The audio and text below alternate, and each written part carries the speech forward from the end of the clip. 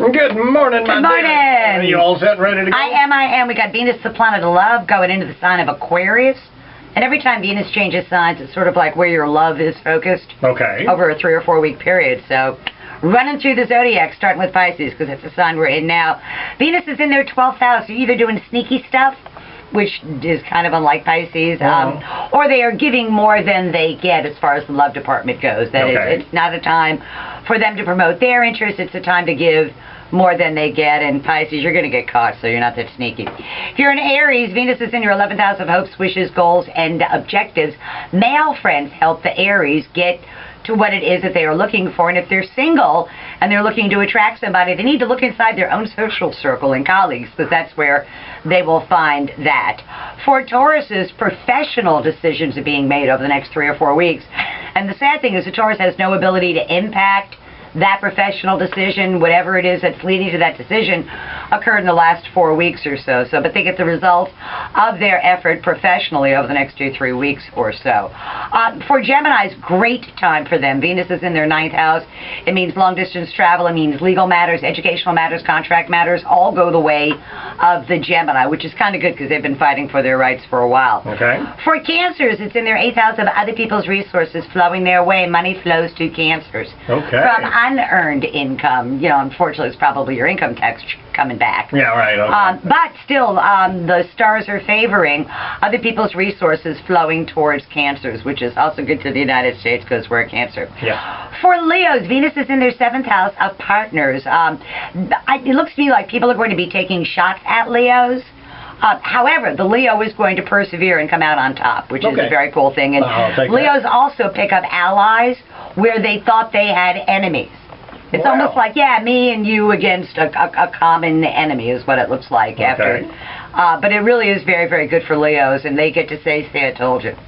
For Virgos, it's in their 6th house of work and responsibilities. They pick up additional responsibilities, expand the amount of work that they do. They don't necessarily make a lot more money right away. But the things that they do lay a really solid foundation for them to make more money down the road, and a nagging work situation finally clears up. For Libras, they're going to have a ton of fun, Andrew and Nikki, because Venus is in their 5th house of we want to have a good time. Children, lovers, love affairs, fun things to do, sports, amusements, and pleasures are on the agenda for Libra. I'm not going to be working so hard, but really want to try and have a really good time. Well, we're going to Disney next week to do a live broadcast on Friday, so that should be good. See, a good time can be had by all. Yeah. I'd like to go with you. For Scorpios, it is in their 4th house of home and foundation. Scorpios have to be really careful because their honey-do list is about to get really, really long, and they're about to embark on some kind of home fixing up project that never ends. That's the drawback to that. So they need to pick and choose those home battles kind of carefully.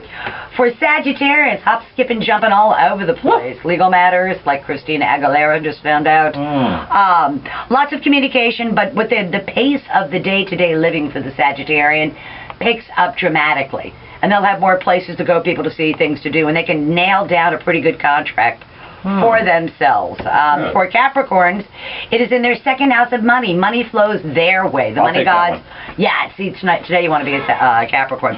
The money gods smile on them, and they can increase their earned income. And it's the type of thing where the job opportunity that they're offered is a bona fide one.